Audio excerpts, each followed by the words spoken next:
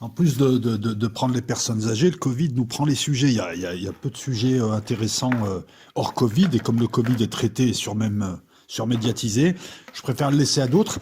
On va parler de Barkhane, l'opération Barkhane.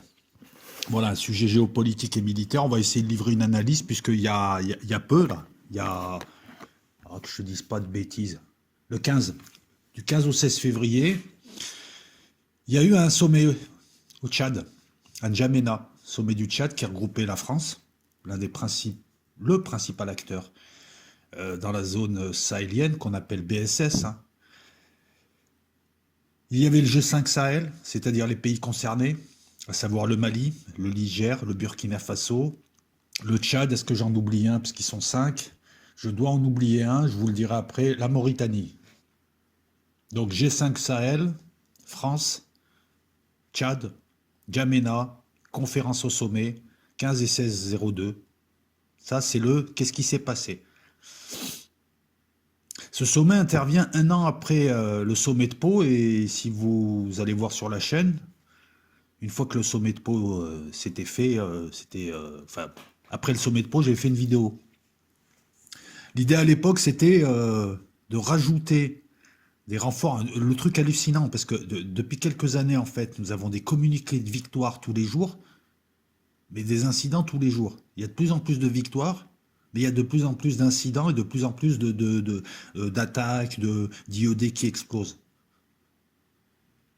Et on a une ministre potiche de la Défense, parce que c'est pas elle qui dirige, c'est Le Drian et Macron en direct. Ils ont mis une potiche. Voilà pourquoi je le dis, c'est pas parce que c'est une femme. Mais Florence Parly, il suffit de la suivre un peu pour voir qu'elle est au chou.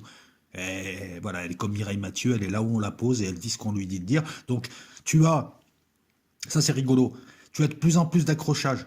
Donc, statistiquement, tu as de plus en plus de morts. Elle en déduit que on est en train de gagner contre les djihadistes, ces fameux djihadistes. Vous allez voir que ces djihadistes-là, on ne sait pas trop ce que c'est en fait. Hein, c'est vrai qu'ils sont modelables, ils sont polymorphes. Hein. Djihadistes, contrebandiers séculaires, millénaires même, j'ai envie de dire. Il y a de tout, hein. Il y a de tout dedans. Donc le terme est un peu fourre-tout aussi.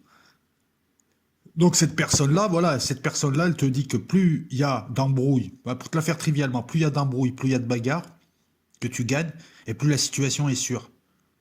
Je vous pose la question comme ça, sans être trivial. Est-ce qu'elle est conne? Enfin, non, ça on le sait. Mais comment elle fait? Elle s'est entraînée, elle a pris une licence, elle est dans une fédération pour être comme ça? Elle va passer professionnelle ou... Parce que normalement, plus il y a d'incidents, et moins la situation est sûre. Plus il y a d'incidents que tu réprimes parce que tu as l'armée la plus puissante, et plus tu ferais mieux de te poser des questions. Au sommet de Pau, on a décidé Macron a décidé d'envoyer 600 hommes, donc le sommet de Pau c'était l'an dernier, d'envoyer 600 hommes, une sorte de mini renfort. Le dispositif Barkhane était composé à l'époque de 4500 hommes. Il a envoyé 600 hommes de plus pour en finir avec ces djihadistes qu'on avait réussi à serrer dans la zone des trois frontières, au Liptako, ça s'appelle comme ça, c'est la zone des trois frontières, hein, le Liptako. On va les finir et ensuite on va rentrer. Bon, outre le fait que la vision était naïve, puisqu'on a un cas d'école avec Barkhane, on a un cas d'école dans cette intervention au Sahel, au Mali, on a un cas d'école de trucs à pas faire. Et je vais vous expliquer pourquoi c'est un cas d'école de trucs à pas faire, et à chaque fois qu'un choix a dû être fait, c'est le choix qui a été en dépit du bon sens. Et ça donne, à la fin, ça donne quoi? Ça démarre en 2013 et ça donne quoi à la fin? Ça te donne 7 ans, bientôt 8 ans, où tu as massacré tous les djihadistes de la Terre, mais ils sont encore là. C'est toi qui payes, hein. C'est le dispositif, c'est toi qui paies. Et puis il y a tout un tas de problèmes, personne ne te suit, alors que à l'avance, tu sais que c'était n'importe quoi. Mais bon, soyons honnêtes. Je sais, je le dis à chaque fois, mais il y a des gens qui sont un petit peu limités, je trouve, et qui sont, voilà, si tu dis du bien de Macron quand il fait des trucs bien ou quand il pense des trucs bien, oui, je comprends pas. Bon, voilà, on est sur YouTube, hein, donc faut pas s'attendre non plus à ce que ce soit hein, transcendantal. Mais Macron, qui est président de la République, qu'on veuille ou pas, il est obligé de respecter certains principes, et notamment le principe de la continuité de l'État. Mais Macron, depuis qu'il est là, il essaye de sortir du merdier libyen, du merdier sahélien, où nous ont mis Sarkozy et Hollande, les deux tapins d'Israël et les deux tapins de l'OTAN. Mais il ne peut pas le dire à haute voix, il ne peut pas dire que ces types sont des gros débiles qui nous ont entraînés dans des aventures coûteuses qui servaient à rien, juste pour faire le tapin. Et ça se retourne contre nous. Donc, il peut pas te le dire, mais il essaye de déminer. Donc là, il avait écouté ses généraux il y a un an, qui lui ont dit rajoute du monde. C'était stupide. De toute façon, parce qu'en plus, quand tu mets des troupes autant, tu es un aimant djihadiste, donc ça a ramené encore plus de monde. Et puis ça a donné ce que ça donne. Ce que ça donne, c'est-à-dire qu'au sommet du Tchad, Macron a essayé, c'était son objectif, de dire, ah, écoutez, ça fait 7 ans qu'on y est, on va peut-être se barrer. Parce qu'en fait, c'est un puits sans fond, c'est une histoire sans fin. Il n'y a aucune sortie politique qui a été décidée à l'avance. On peut rester là 3000 ans, qu'on se battra toujours pendant 3000 ans. Ça, c'était la situation de départ, on va l'évoquer. Donc là, il y a 5100 militaires français, il y a 12 000 hommes de la MINUSMA, 12 000 hommes qui font les vigiles. Hein. Je ne comprends pas d'ailleurs comment l'ONU utilise ces 12 000 hommes, parce qu'ils ne servent à rien, ils n'arrivent pas à empêcher les autres fractures, les guerres intertribus, les massacres, enfin, ils servent à rien. Et on a cette année l'introduction d'une force spéciale, la force Takuba, qui serait mi-force spéciale française, mi-force spéciale européenne, et aucun Européen, sauf les Estoniens, quelques Suédois et quelques Tchèques, je crois, aucun autre Européen n'a voulu participer à cette force.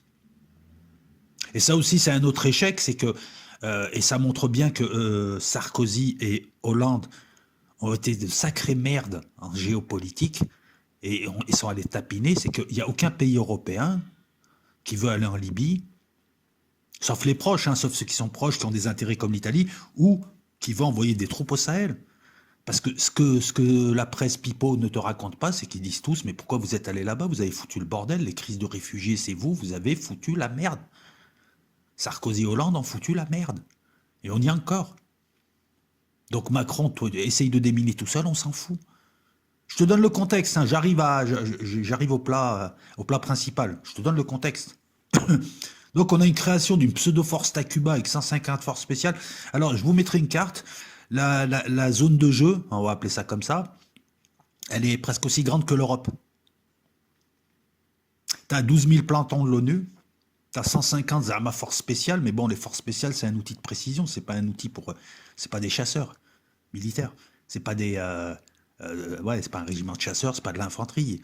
Et puis regarde la surface, et puis regarde le type de combat, et puis regarde tout un tas de choses, le matos que tu n'as pas, les hélicoptères lourds que tu n'as pas. Hélicoptères lourds, ça permet de transporter 15 ou 20 commandos formés lorsqu'il y a une attaque à 100 ou 200 ou 300 km de là. T'en as pas. Les Anglais t'en prêtaient, ils se sont barrés. Les Danois t'ont dit, écoute, on va acheter des clopes, on revient. Ils sont plus jamais revenus. Toute l'Europe te dit, démerde-toi, c'est vous qui avez foutu la merde, pourquoi vous êtes allé là-bas, qu'est-ce que vous êtes allé foutre là-bas, pourquoi? Parce que, qu'on le veuille ou pas, dans l'OTAN, il y a des tapins, il y a des demi-tapins, puis il y a ceux qui sont là, ils grattent un peu, mais ils essayent un petit peu de sauver leur population, tu vois, les Hongrois, ils vont pas foutre la merde en Syrie et soutenir des djihadistes, parce que c'est aussi rigolo, quoi, de combattre des djihadistes qu'envoient les alliés les alliés de l'OTAN, c'est-à-dire l'Arabie Saoudite ou le Qatar, ou qui tu veux, ou la confrérie des frères musulmans, ceux qui ont payé les gouvernements européens et américains pour détruire la Syrie et la Libye. Ils leur ont dit, laissez-nous faire, on va faire des printemps. Vous, la presse européenne, vous allez raconter que c'est des printemps arabes, et nous, on va détruire, on va installer la charia, le chariot, et tout ce qui va avec. Ça aussi, c'est rigolo. On sait tous que ces djihadistes, quand ils se greffent quelque part, ils sont financés par des milliardaires saoudiens, par des milliardaires qataris, par des milliardaires qui, lorsque tu remontes, tu arrives à la famille royale, tout le monde le sait. C'est rigolo, cette schizophrénie. Ben, Hollande combattait des djihadistes tout en vendant des armes à ceux qui leur donnaient, aux djihadistes. Tu vois, la triangle, et il le savait. Ben, ça s'appelle être un pompier pyromane, en fait. Il y a des gens qui vont envoyer des djihadistes en Afrique foutre le bazar, et toi, tu vas arriver derrière pour les sauver. Ah ben, c'est ce qu'a fait Hollande. Hein. Après, si tu penses que c'est complotiste, continue à penser, mais bon. Hein. Depuis, donc, sommet de Pau, sommet du Tchad, depuis, c'est simple. Hein. Depuis qu'on y est, je te fais un récapitulatif, doucement mais sûrement. Hein. Je t'amène ça doucement mais sûrement. Depuis, c'est des bavures, c'est des accusations de bavure, surtout, parce que je ne pense pas qu'il y ait bavure. Hein. Début janvier, il y a eu une frappe de l'aviation française. Connaissant comme elle fait ses frappes, je ne pense pas qu'il y ait bavure. Non, le problème, c'est qu'il y a une partie de la population qui en a marre de voir des troupes étrangères, je la comprends. Une partie de la population qui est intoxiquée par les Russes et par des cheikhs islamistes qui leur disent que c'est la France la cause de tout leur malheur. Je ne comprends pas d'ailleurs pourquoi on désigne toujours la France alors qu'il y a tout le monde là-bas. Et je suis désolé. Les seuls qui sont intervenus pour que lorsqu'en 2013, il y a eu d'un coup simultanément tout un tas de choses bizarroïdes, des djihadistes qui sont arrivés d'un coup. Un coup d'État fait par un caporal obscur, le caporal Sanogo, lié au service secret français. On s'est dit, mais qu'est-ce qui se passe? Mais ensuite, les djihadistes ont pris le nord, se sont mis avec les Touaregs de l'Azawad, qui eux aussi, ça c'est une des énièmes fractures. Les djihadistes, c'est juste une surinfection. Parce que dans la zone, déjà, il y a plein d'infections. Il y a plein de zones de fracture. Il y a une désertification. Il y a des combats intertribus. Il y a les Peuls contre les Dogons contre les Peuls contre les Bambara, etc., etc. Voilà, il y a les problèmes de famine. C'est des États jeunes où là, c'est des zones énormes. Il y a tout un tas de choses. Les djihadistes se sont greffés. Donc, le caporal Sanogo qui, lorsque les djihadistes commencent à aller vers le sud du Mali, décide de faire son coup d'État bizarrement, ça réussit. Le Mali vacille. Mais il n'y a que la France qui est intervenue. Sinon, les djihadistes auraient déjà pris le pays. M'insulte pas si tu es malien et tu comprends pas ce que je dis. Je te conseille d'aller sur une autre chaîne. Hein, je fais de la géopolitique. Je ne fais qu'énoncer les faits. Qu'il y a quelque chose qui s'est passé en 2013, certes. Et donc, depuis, voilà, depuis 7 ans, on joue à cache-cache. Tu as tout l'OTAN qui, depuis 7 ans, poursuit des djihadistes, mi-locaux, mi-nubuck, qui sont sur des mobylettes chinoises et qui travaillent avec du portable et de la boîte de conserve. Alors en matière de guerre asymétrique, t'as pas mieux. Et tu t'aperçois que cette guerre asymétrique-là, bah, finalement, c'est les mecs qui sont en claquette, en tongs et en mobilette, qui la dirigent, qui la mènent. Ouais, ils ont un peu plus de pertes, ouais, c'est clair, il y a des pertes. Mais ils frappent où ils veulent, quand ils veulent, comme ils veulent. C'est eux qui ont l'initiative. Ça aussi, sur un plan militaire, je trouve que leur dispositif est moyen. Mais bref, le sursaut de peau, c'était simple, c'était de dire aux États africains, finalement, Hollande a foutu le bordel, Sarkozy aussi, les djihadistes, les Saoudiens, tout ça, mais finalement, écoute, on peut pas rester, ça fait 7 ans, ça coûte cher, il faudrait que vous preniez la place. Et là aussi, je suis mort de rire parce que c'est très facile de dire Yaka Faucon. Nous avons des pays qui sont jeunes, le Mali, le Niger, le Burkina Faso, le Tchad et la Mauritanie, c'est des pays jeunes qui sont sur des zones énormes, qui connaissent les problèmes, pauvreté, famine, désertification, tout ce que tu veux. C'est des problèmes qui sont là, qui sont récurrents. Il y a des problèmes structurels. Et c'est des types qui voient arriver des djihadistes surarmés et une menace qu'ils ne connaissaient pas jusque-là. Il y en a pour 20 ans ou 30 ans pour que ces pays, ces communautés, ces structures s'adaptent à ce type d'attaque. Tu vois bien que les djihadistes font la misère même à des troupes, à des armées modernes. Donc il est normal que ces pays les subissent. Et on vient dire à ces pays, ah bah écoutez, finalement maintenant on va partir, mais il faut que vous investissiez dans la défense. Ils n'ont pas de matos, il y a d'autres préoccupations. Je pense que le budget du Mali, il est beaucoup plus orienté vers, je sais pas, une agriculture de survie plutôt que d'acheter des hélicoptères ou d'équiper des types qui vont arriver une menace. Les djihadistes qui font dans la BSS, c'est exactement ce qu'ont fait les Vikings. Et l'histoire sert. C'est-à-dire, parce que les Vikings, il y a beaucoup de légendes sur les Vikings, mais en fait, les Vikings, en affrontement, en bataille armée et en bataille militaire, en stratégie militaire, ils valaient pas tripette. Leur force aux Vikings, c'était des bandes qui arrivaient à se regrouper, des bandes de 30, de 40, de 100, de 150. Ils s'arrivaient à se regrouper et ils allaient taper au plus faible des dispositifs, des monastères, des communautés isolées, etc. Tu sais combien il a fallu de siècles? Il a fallu 2 siècles pour s'adapter aux Vikings. L'Angleterre, la France, au départ, avait un dispositif statique, exactement celui de Barkhane. Donc ils subissaient. Donc, il y avait toujours une faiblesse. Le temps que le roi arrive, lève son armée, les féodaux arrivent, les fermiers arrivent avec leurs fourches, tout ça pour en découdre, les Vikings étaient partis ailleurs. Il a fallu jouer la mobilité, créer des fortifications, créer des systèmes comment dire ça, de protection des communautés isolées. Il a fallu, et les Vikings, le problème a été plus ou moins éradiqué. Puis enfin, c'est un peu plus compliqué que ça, puisque les Vikings se sont aussi, intégrés aux populations, etc., etc. Mais donc, là encore une fois, en dépit du bon sens, on demande à des pays qui voient arriver une menace hybride, bizarroïde et discutable, de les combattre alors qu'eux, ils combattent pour leur survie. Donc, il ne va pas falloir se tromper. Donc, écoute, Macron est arrivé au sommet du Tchad en se disant, écoutez, on va réussir quand même à impliquer ces pays, alors qu'ils sont déjà impliqués, parce que je te rappelle que les morts, c'est là-bas que ça se passe. Ces pays sont déjà impliqués. Les massacres au Mali ou autres et les morts, voilà, ils sont déjà impliqués. Oui, ils lui ont dit, oui, on va faire quelque chose, mais il n'y aura rien de plus. Si, il y a 1200 Tchadiens qui vont aller combattre à la frontière du Tchad dans une opération contre des djihadistes qui ont attaqué. Voilà, c'est les Tchadiens et les Tchadiens et comment dire ça, et les Nigériens sont ceux qui se débrouillent le mieux militairement. Les Maliens, les Burkinabés ont du mal. Ils n'ont pas les structures adaptées. Mais c'est en train de se faire. Mais ça prend 10 ans, 15 ans, 20 ans pour affronter ce genre de menaces. Voilà pourquoi il y a des déroutes, voilà pourquoi, parce que l'armée malienne, jusque-là, n'était pas préparée à ce type de combat. C'était une armée de conscription qui tenait des positions dans des régiments, dans des villes, qui devait gérer des émeutes interethniques. Mais tomber sur des gens comme les Vikings qui arrivent, cette fois ils arrivent avec des pick-up Sony, qui arrivent, qui se regroupent, ou des mobylettes, une fois que les pick-up ont été détruits, qui arrivent à se regrouper, à se disperser, hein, qui se regroupent en Katiba, qui éclatent la Katiba à la fin de l'attaque, qui arrivent à taper là où il faut. Début janvier, il y a eu une attaque d'un camp mixte. Il y avait des légionnaires, il y avait des Maliens, le camp a été attaqué, mais une véritable attaque. On te parle de voitures IED, de gens qui pénètrent à l'intérieur du camp, de batailles rangées, c'était fort à l'amo. Bon, ils se sont fait dégager, mais c'est pas passé loin. Beaucoup de blessés. Et donc le sommet du Tchad a couché d'une souris, puisque ils ont tous dit oui, on va essayer de faire quelque chose, et Macron a dit bah finalement on va rester. Et dans son... Je pense qu'il a dû marmonner quelques jurons à l'encontre de Hollande C'est une opération mal préparée. Je vais te l'expliquer. C'est une opération mal préparée. Toute l'histoire du XXe siècle, hein, ça peut être l'Afghanistan, ça peut être le Vietnam, ça peut être tout le monde, ce genre d'opération. C'est très simple. Tu arrives dans des endroits où l'État n'est pas fort, voire il est quasi inexistant. C'est pas une critique. Je ne critique pas les Sahéliens. Je fais un constat. Le constat, il est que c'est des États jeunes qui se font, il faut des siècles pour faire les États. Voilà, je te donne une situation. Ne me dis pas qu'il y a un État fort au Sahel, sinon il n'y aurait pas de djihadistes. Mais s'il n'y a pas d'État fort, c'est pas de la faute des gens. On est d'accord là-dessus, hein. Je suis sur YouTube, je préfère le préciser.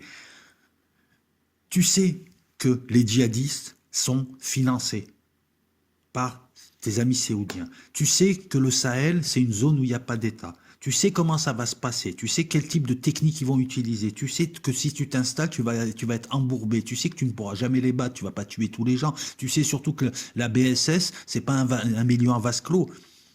La tactique que tu utilises d'envoyer des troupes pour éradiquer les djihadistes, elle marcherait si tout était fermé autour et si tu étais en vase clos. Tu n'es pas en vase clos. Ces gens-là, ils viennent, ils repartent. Tu en tues 100, il y en a 150 qui arrivent. Ils recrutent dans le monde. Eux-mêmes se servent des frontières pour passer. Tu es typique dans l'opération de merde. Pourquoi tu vas la faire? Explique-moi. Alors, l'explication de Hollande, et là, je suis désolé de parler comme ça, encore une fois, en fait, je suis pas désolé. J'ai du mal à comprendre comment en 2020, on a des débiles profonds qui arrivent même pas à voir que le mec, il se fout de la gueule des gens. Donc, Macron, Hollande a envoyé l'armée française pour combattre les djihadistes, un djihadiste ami avec les Saoudiens, financé par les Saoudiens qui achètent des armes aux pays de l'OTAN qui prétendent combattre le terrorisme et qui s'en servent notamment en Syrie. Mais bref, ça on le sait déjà, on l'a déjà dit, on va pas radoter, mais il te dit qu'il faut absolument envoyer l'armée française au Mali pour lutter contre le djihadisme en France. Excuse-moi, à moins de pas avoir de cerveau, t'as compris que le mec il se fout de ta gueule, quoi. Parce que le travail, la lutte contre le djihad, écoute, si tu as des ennemis à l'extérieur, tu as une armée, tu as des frontières. Donc déjà, ce serait bien des... Voilà. Parce qu'en même temps, il fait rentrer des millions de gens qu'il appelle réfugiés, le gars. Tu vois à quel point c'est un tapin de l'OTAN qui détruit l'Europe en provoquant le choc des civilisations. Ce type déstabilise des pays comme un tapin, ça ne profite même pas à la France. Je parle de Hollande, je parle de Sarkozy, de ces merdes, de ces traîtres, hein, mais bon. Et il te dit qu'on va au Mali pour protéger la France contre le djihadisme, alors que le type a déstabilisé des pays, c'est allié à des djihadistes et à faire rentrer des djihadistes. Non, si tu veux lutter contre le djihadisme en France, c'est la police. C'est la police, c'est le contre-terrorisme. C'est des enquêtes, c'est tu démantèles, c'est tu expulses des gens. Et c'est tu évites de faire rentrer des gens bizarroïdes. C'est pas en envoyant des hommes pendant 7 ans tirer sur des types dans un désert que tu vas lutter contre le... Bon, les gens qui te sortent ça, alors je sais que la presse est stupide, mais il y a des gens qui y croient. Donc tu as envoyé des milliers d'hommes, ça a coûté de l'argent, beaucoup d'argent. Tous tes partenaires désavouent parce qu'ils connaissent la réalité. De toute manière, ils connaissent tes liens avec le djihadisme en Syrie, l'Allemagne, l'Angleterre, la Hollande, la Suède. Ils le savent, ils ont des services de renseignement. C'est pour ça qu'ils t'ont dit démerde-toi. Qu'est-ce que vous êtes en train de fabriquer? Gaspillage de moyens, 8 ans. La seule chose de bien, c'est qu'on a pu envoyer des troupes dans un environnement de guerre réel pour les entraîner. À la limite, ce que tu as donné, tu sais quoi, tu as payé pour que tes troupes, pendant 7 ans, ils aient un terrain de manœuvre. Si c'est bien, ça permet d'aguerrir une armée. C'est la seule chose positive. Comment tu pensais t'en sortir? Ah mais un gosse de 10 ans, il comprend le piège.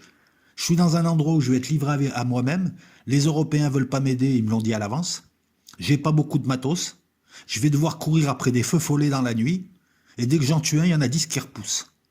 Sachant qu'en plus, dans ce type d'opération-là, il faut que j'occupe le terrain. Donc je suis obligé de rester à vie. Parce que si je pars, il n'y a personne pour tenir le terrain. On a essayé avec les troupes locales, elles ne sont pas assez puissantes. Ça, c'est moi qui te le fais, l'analyse.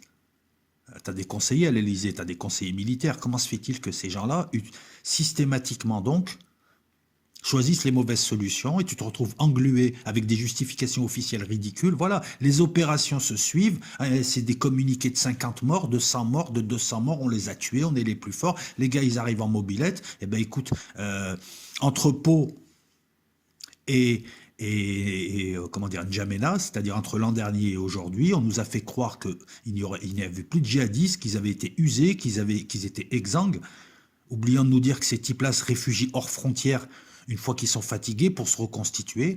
Il s'avère que depuis 2 mois, il y a des attaques de plus en plus violentes.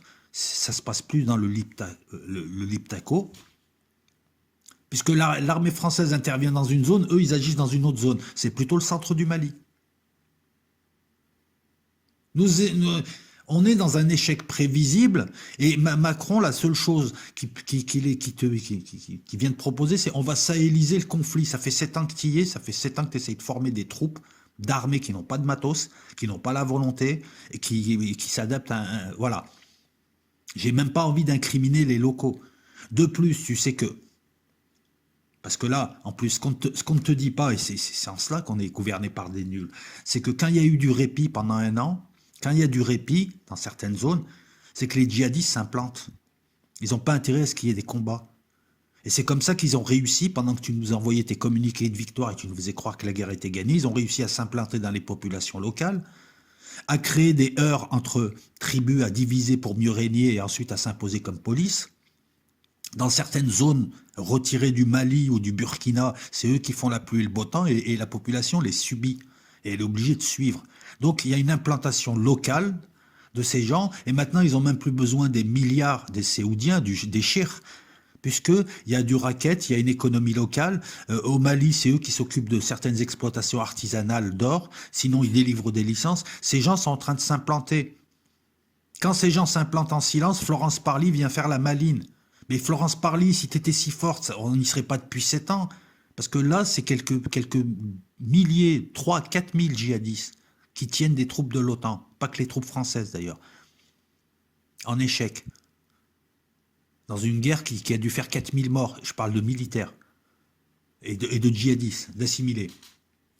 Le territoire est immense, ça tu le sais à l'avance. Les groupes de défense ne tiennent pas, les groupes mobiles ne tiennent pas, il y a beaucoup d'endroits à protéger, la MINUSMA apparemment elle sert à rien, tu n'as pas d'hélico lourd pour transporter des troupes, tu as très peu de matos, il n'y a que depuis 2-3 ans qu'on voit arriver du matos, encore c'est les forces spéciales, on leur a envoyé des 125, des Fadier. Et tu passes ton temps à faire des patrouilles comme au temps des méharis, des méharistes. Pour essayer d'accrocher, de fixer, de détruire une vieille technique. On se balade dans le désert et on essaye d'en choper, les fixer, qu'ils appellent leurs copains, hein, qu'ils tweetent leurs copains, qu'ils arrivent aussi, et comme ça on appelle nos avions et on les détruit tous. Mais c'est ce que tu as essayé de faire à Dien Bien Phu. Fixer l'ennemi pour lui casser les reins. C'est une technique militaire qui date de 2 siècles. Mais ça marche pas, là. Parce que là, on est dans le GIAP, là. On est dans la guérilla. Je pique là où ça fait mal et là où c'est le plus faible. Et quand tu te retournes, je suis déjà ailleurs et je te fatigue. Je fais 12 kilos, tu fais 100 kilos et je te fais cavaler dans la montagne. C'est ça la guérilla. Hein. Je te donne des images. Hein. C'est beau, on dirait de la poésie. Donc, MINUSMA, Takuba, Barkhane, les armées locales ne suffisent pas à arrêter ces gens. Et on le savait à l'avance. Ce que je te dis en 2021, a été dit en 2013. par d'autres gens bien plus compétents que moi. On a de nombreux exemples. Alors qu'est-ce que t'es allé foutre là-bas? C'est pas de la faute de Macron, hein. Là, je parle pas de Macron. Macron, il essaye de s'en sortir. Et ça aussi, on va en parler. Impressionnant. Impressionnant. Impressionnant parce que les gens qui nous dirigent, en fait, ouais, je pense qu'il y a des critères qui nous échappent. Ouais, effectivement.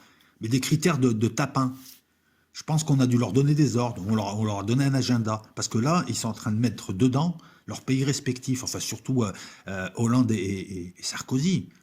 Et imaginez les conséquences de la déflagration libyenne. Voilà, on les voit tous les jours. Terrorisme y compris.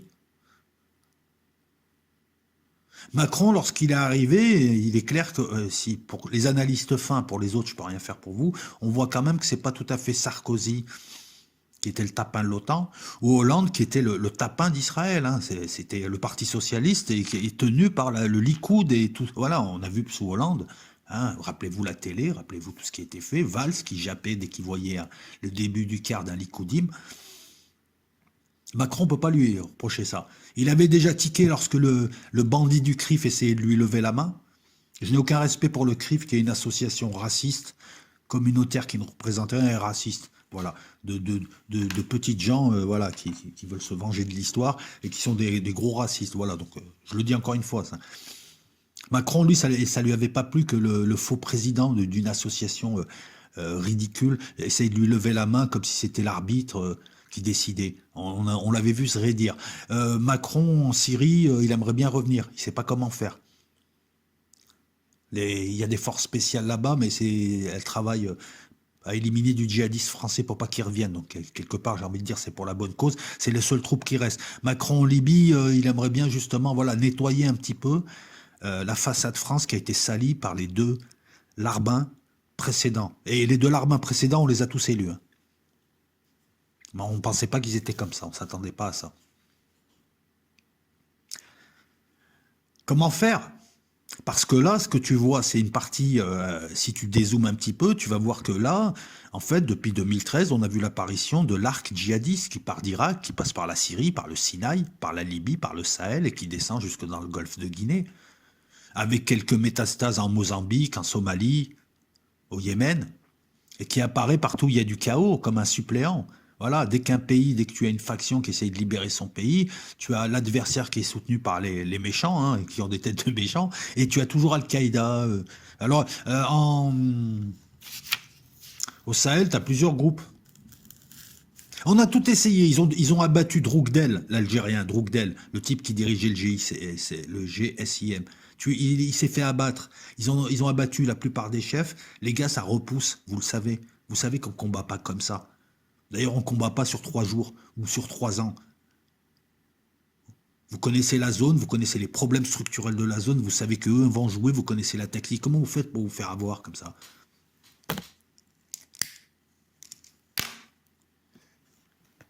Ou alors peut-être qu'il fallait absolument y aller pour détruire l'Algérie, hein, parce que écoute, c'est intéressant de pouvoir s'installer quelque part et d'avoir un prétexte. Ça te permet d'écouter la défense de l'autre, d'observer la défense de l'autre, ses frontières, de faire des infiltrations, de faire du renseignement électronique. Comme ça, le jour où l'Algérie, comme la Libye l'a été, sera en mire de l'OTAN, on aura déjà certains systèmes, certaines choses. Peut-être que c'est ça en fait l'objectif. Et auquel cas tout paraît rationnel.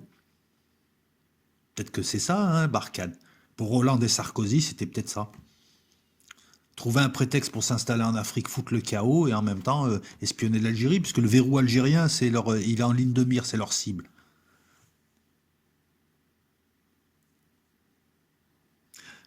Je suis pas le seul en France à exiger le retrait, même beaucoup de militaires d'ailleurs. Il n'y a que les blaireaux et les abrutis qui pensent que si on quitte le Mali, on va avoir du djihadisme en France, alors qu'on a déjà du djihadisme en France et que le djihadisme se combat avec la police. Le contre-terrorisme, tu fais pas la guerre. La guerre au terrorisme, ça te fait rigoler. Le terrorisme, c'est une idée, tu la combats avec une autre idée. Tu la combats avec des procédures, tu la combats avec des policiers qui travaillent en profondeur, qui font des enquêtes, qui assèchent. Pourquoi est-ce qu'on ne suit pas l'argent, là? Parce que dans le cas du Sahel, si tu suis l'argent, tu arrives en Arabie Saoudite ou au Qatar. À la confrérie des frères musulmans, chez les salafistes de je sais pas où, là, les salafistes fucking, etc., etc. Ce qui est terrible, c'est que nous avons des gens qui devraient être condamnés pour haute trahison sur plein de choses, D'ailleurs, vous regardez les affaires de pénal qu'a Sarkozy, ce type est un voyou, il parlait de Karcher, il aurait mieux fait de se doucher avec. Ce type est un voyou, son entourage sont des voyous, ils se sont tous retrouvés devant des juges, inculpés, condamnés, pour certains. Ce type a fait du mal à la France. C'est toujours pareil, de toute façon, ils arrivent, ils savent flatter le gogo et le 85 de QI. Hein. Commencez pas à vous exciter, hein, mais quand tu regardes le vote des électeurs, tu te poses des questions des fois. Si tu votes pas, au moins t'es pas concerné. Ils savent ce qu'il faut dire, ils savent comment flatter les gens, et les gens ne veulent qu'être flattés. C'est comme sur YouTube. Il faut leur dire des belles choses, il faut les flatter. Enfin, ce comportement de consommateur. Ils pensent que c'est toi qui dois les flatter pour qu'ils restent pour te voir, alors que tu n'en as rien à foutre qu'ils restent. Au contraire. La Norvège, l'Allemagne, tous ces pays-là, on l'ont dit, mais la presse française ne te le dira pas. Mais je veux dire, c'est de source publique. Nous ne voulons pas rentrer rentrer dans votre force Barkhane. Nous ne voulons pas bloquer nos troupes au Sahel. C'est votre problème, c'est vous qui l'avez créé. C'est la conséquence de la Libye. Voilà ce qui a été dit. Ils leur ont pas dit vous êtes avec les djihadistes machin, parce que bon, la plupart des gouvernements européens qui travaillent pour l'OTAN, de toute façon, on le sait qu'il y a une entente. Et avec le retour de Biden, on va retrouver l'entente, hein, frères musulmans USA, hein, Al-Qaïda USA. C'est marrant, il y a 15 ans, on nous disait qu'on était complotistes, alors que maintenant, ce que je dis là, Clinton le dit, tout le monde le dit, je veux dire, qu'ils se sont alliés aux frères musulmans pour remodeler le Moyen-Orient. Voilà. Le discours d'Obama en 2015 ou 2016, en Égypte, hein, qui a annoncé tout ça, hein. Fameux Obama, hein, qui envoyait des tomahawks sur la Libye pendant que les rafales français détruisaient une armée légale pour aider les djihadistes. Beaucoup critiquent l'absence de visibilité, de tout un tas de choses. Qu'est-ce qu'il faudrait faire? Ah ouais, on va vite y aller, parce que moi j'ai 4 pages de notes, mais en fait, je l'ai fait à la bonne franquette, là. Surtout que ça fait longtemps que j'ai pas fait de vidéo. Au moins 4 jours. Sur YouTube, hein. Non, parce que sur Patreon, on a eu l'excellent Fabien. Il y a eu une conférence sur la théorie des jeux et qui s'est faite lundi. C'est sur Patreon pour ceux que ça intéresse. Je continue à faire des vidéos sur Patreon, hein. J'en fais 8 à 10 par mois, même si vous ne me voyez pas là. Comment faire alors? Parce que c'est bien aussi de faire des vidéos et de dire ouais, il a fait ci, il a fait ça, mais il n'a pas fait ci, il n'a pas fait ça. Hein, c'est bien de proposer. D'autant qu'en plus, les armées locales, elles commettent aussi leur lot d'exactions, le favoritisme communautaire, les exécutions extrajudiciaires. Donc voilà, elles ne sont pas fiables là-dessus. On pourrait peut-être les critiquer. Continuer à envoyer des militaires, à envoyer des contingents, des roulements. Ouais, mais à ce moment-là, il faut fermer toutes les frontières. Hein, que tous les poissons restent dans le bocal. Et là, petit à petit, tu peux nettoyer. Parce que là, si tu veux, regarde, c'est très simple, hein. Et encore une fois, je vais te donner une image. Ces militaires-là, moi, je vois des types avec des serpillères qui sont en train d'égoutter une pièce qui est inondée parce qu'il y a une canalisation qui est percée. Et ils vont égoutter comme ça tout le temps. Mais le problème, c'est ce que fait l'armée française là-bas. Alors que du travail de police et du travail de service, si on voulait véritablement lutter contre le djihadisme, hein, notamment en suivant la piste de l'argent, serait de trouver la canalisation, où est-ce qu'elle est percée. C'est ça le travail de police. Et ça, t'as pas besoin d'être au Mali pour le faire. Ce qu'il faut faire, c'est très simple. Si j'étais Macron, voilà, je dis aux Européens, écoutez, il y a des djihadistes en bas, vous savez tous ce qu'ils peuvent faire. S'ils font un grand califat au Sahel, vous serez autant emmerdés que moi. Soit les Européens, nous, on s'implique parce que les pays sahéliens sont trop jeunes, sont trop faiblards, il faut qu'on aille leur donner un coup de main, là, qu'on arrête de les culpabiliser. Soit on va subir tous le problème parce que moi, je retire toutes mes troupes. Tu fais partir toutes les troupes. Tu les ramènes en France. Tu ne laisses que certains. Alors, tu vas laisser une base ou deux de drones par pays. Tu vas laisser quelques forces spéciales que tu peux faire intervenir en renfort à ces pays. Ces pays-là, tu leur dis, écoutez les gars, vous avez une armée, si vous êtes indépendants, il paraît qu'on vous colonise, qu'on vous pique vos trucs, nous on va se barrer alors. Voilà, au revoir monsieur, au revoir madame, c'est pas mon problème, moi je repars. Par contre, on va vous laisser quand même des opérateurs de drones qui pourront vous aider, mais la troupe c'est vous, parce qu'on ne peut pas se permettre de perdre des hommes pour un combat, finalement on ne sait même plus pourquoi on se bat. Donc votre armée, votre police, tout ça, ok, on veut bien vous former, il n'y a pas de problème, mais sur le terrain c'est vous. On vous fera un appui drone, peut-être même un appui aviation, de temps en temps. Mais voilà. Les Européens ne voulaient pas. Écoutez, si ces pays tombent, les djihadistes arrivent en Europe, vous démerdez. Vous voulez pas vous impliquer, je vois pas pourquoi nous, la France, on s'impliquerait et on se ferait insulter. Parce qu'on se fait insulter pour de l'or qu'on prend pas. Voilà, c'est pas nous qui prenons l'or. On se fait insulter pour tout et à la fin, on doit se battre parce que on a eu deux présidents qui étaient des gros tapins et des traîtres. J'arrête tout, je reprends mes troupes. Voilà, cet argent, il va servir à autre chose. Je reprends mes troupes, je me casse. Je me casse de là, je me casse de Libye. Moi, je m'appelle Macron, je représente la République française. Eux, c'était une parenthèse. Voilà, moi, comment je procède. Non, mais rigole pas. On vient de parler de la théorie des jeux, on peut parler de la théorie de la décision. C'est, tu mets chacun au pied du mur. Tu retires tes billes. Et tu réorientes ta politique. Et voilà, c'est tout. Le monde entier et l'ONU en premier, pourquoi est-ce que la France devrait faire le ménage là-bas alors que l'ONU a 12 000 hommes qui servent à rien? Ils servent à rien, les mecs. C'est des plantons. Ça, là, c'est une manière de responsabiliser tout le monde. L'OUA, qui s'appelle maintenant l'unité africaine, ben, faites-vous une armée, les gars. Faites-vous une armée africaine, vous y allez. Nous, non, on peut pas, non. On se fait toujours traiter de colonisateurs, de tout ça. On peut pas, monsieur. Démerdez-vous. En fait, démerdez-vous tous. Je repars en France, je surveille mes frontières et vous, vous démerdez tous.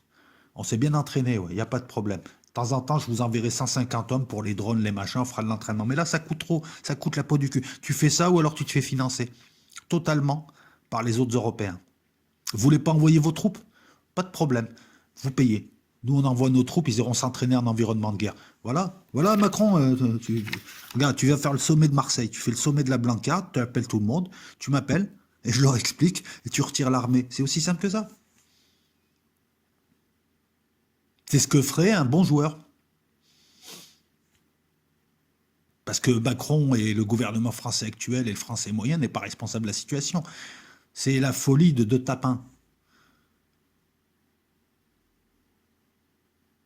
Là-bas, en plus, les groupes, tu t'y reconnais plus, quoi. En plus, il n'y a pas un groupe djihadiste, il y en a 15 milliards. Tu as l'État islamique du Grand Sahara. Et puis le mec, voilà le blaze, Abu Walid el-Sahraoui, tout un programme. El-Sahraoui, ça veut dire que le type, c'est un local. Donc ça veut dire c'est chiant. Il sait comment faire, lui. Hein, il dort le jour, il se lève la nuit. Il rampe comme une limace, il va attaquer le camp, il va se cacher. Non, mais je veux dire, le gars, c'est bon, quoi. C'est Joe l'Indien. C'est Joe l'Indien, quoi. Et Acme, Drogdel a été éliminé. Ouais, mais t'élimines des chefs, mais tu crois que c'est des chefs de gang? Je veux dire, que le gang ne peut pas se reformer parce que le chef avait un tel charisme. Non, t'élimines le chef, il y a un numéro 2, il y a un numéro 3, il y a un numéro 6 bis, etc. Sans hélicoptère lourd, en plus, t'es obligé de les louer. Voilà, le piège à con. Voilà, c'est ce vidéo-là, piège à con. Alors, on a un peu de pseudo-succès. Ça aussi, c'est marrant comment on se fait intoxiquer. Suite à la conférence de N'Djamena, qui a eu lieu le 15 et le 16 février de cette année, on voit 1200 Tchadiens qui seraient déployés dans la zone des 3 frontières pour tenir le terrain nettoyé. Et la presse française veut te faire croire que c'est un succès de Macron. Déjà, les 1200 Tchadiens, ils sont même pas au courant. C'est un effet d'annonce. Deuxièmement, c'est des opérations qui sont prévues, ça se passe au Tchad. Et le Tchad, voilà, le terrain a été nettoyé par des légionnaires français. Les gars, ils vont venir tenir le terrain parce que les soldats tchadiens sont assez efficaces pour tenir le terrain. C'est d'assez bons combattants. Donc, ils allaient le faire. Donc, ce qu'on t'annonce comme un succès d'une conférence, c'était quelque chose qui allait se faire. Et ça veut dire qu'on se fout de ta gueule, encore une fois. On oriente l'information. On te dit juste le minimum pour orienter. Tu vois, tu as toute une histoire. On va prendre que les éléments qui vont te permettre d'entendre une autre histoire. Voilà, je te l'ai faite longue, je te l'ai faite un peu triviale, mais voilà, tu te barres, il n'y a rien à gratter. C'est un piège à con. Ça, encore une fois, c'est facile à voir. T'y vas, tu te fais... regarde, t'y vas, à partir du moment où tu poses le pied là-bas, t'es dans la merde. T'es dans un gros piège à con.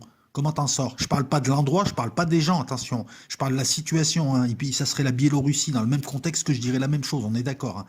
Quand je dis ça, je ne m'en prends à personne là-bas.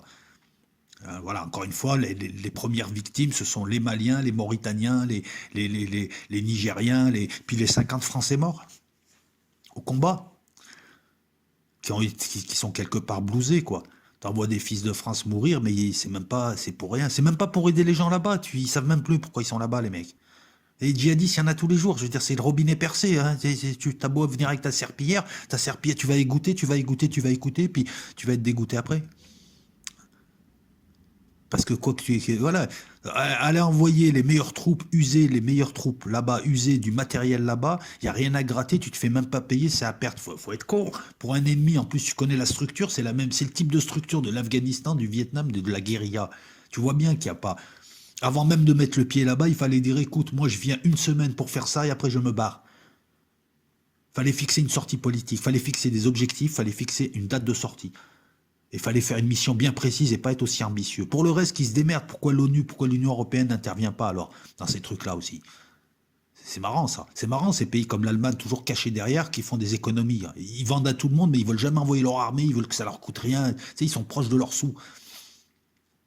Eh ben, si demain les djihadistes du Sahel arrivent en Europe, ils iront en Allemagne et en Angleterre aussi. Donc pourquoi les Anglais, les Allemands n'interviennent pas et pourquoi l'ONU intervient mal? Je veux dire, la MINUSMA, elle sert à rien, voilà. C'est encore une fois, c'est ça. Et ça nous montre aussi quelque chose.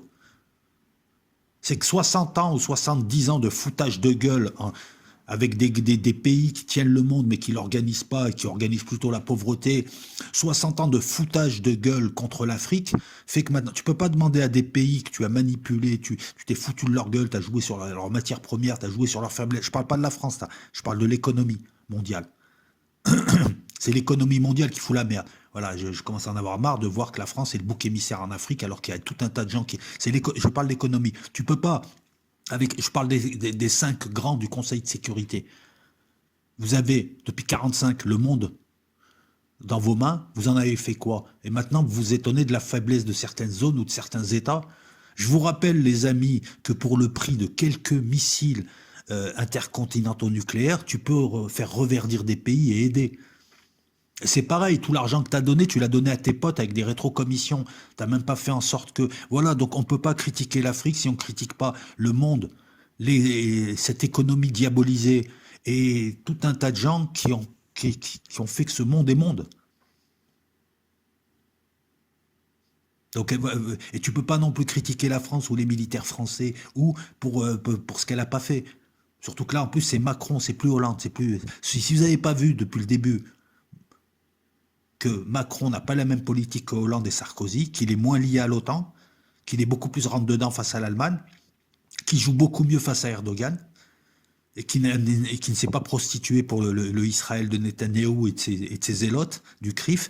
Si vous n'avez pas vu ça, les gars, voilà, ça aussi, c'est quelque chose qu'on peut voir. Et j'en ai rien à foutre de Macron, je ne suis pas supporter de Macron ou pas, je vous fais de la géopolitique. Là, encore une fois, les groupies, venez pas faire... Allez suivre le football, les groupies. Si vous voulez supporter juste, si vous voulez exister en étant contre quelqu'un et en n'ayant aucune nuance, vous ne nous intéressez pas. Allez jouer au football. Voilà. Moi, Macron, je m'en branle, sa gestion du Covid, tout ça, le nouvel ordre mondial, les Illuminati, tout ça. On ne parle pas de ça. Je te parle de faits. Et je te dis ça, c'est bien joué, ça, c'est moins bien joué. Il est en train de, parce qu'il a compris que... Voilà, je te parle juste de ses actes. C'est la meilleure manière d'analyser. Voilà, je vous ai fait ça à la bonne franquette. Vous avez la page commentaires. Alors oui, pour tous les gens qui s'inscrivent, nouvellement inscrits, les commentaires sont préapprouvés, donc ils apparaissent pas forcément de suite. Maintenant, si vous avez un souci avec un commentaire qui disparaît, dites-le moi, je ferai attention, parce que des fois, des commentaires disparaissent. Et la page commentaires, pareil, si vous n'êtes pas d'accord, si vous avez des choses à préciser, encore une fois, c'est très intéressant. Je vous lis, hein, les gars, je vous lis. Hein. Je lis tous les commentaires, je fais passer tous les commentaires. Et si vous n'êtes pas d'accord avec moi et que vous avez des arguments, et que vous, voilà, par exemple, non, tu es fou, on ne devrait pas partir de là-bas, etc. Exposez-les, au contraire, c'est plaisant. Je vous rappelle que c'est pas un dialogue avec moi, hein, on discute tous sur un... Voilà, la page, c'est une sorte de forum écrit. Ciao tout le monde.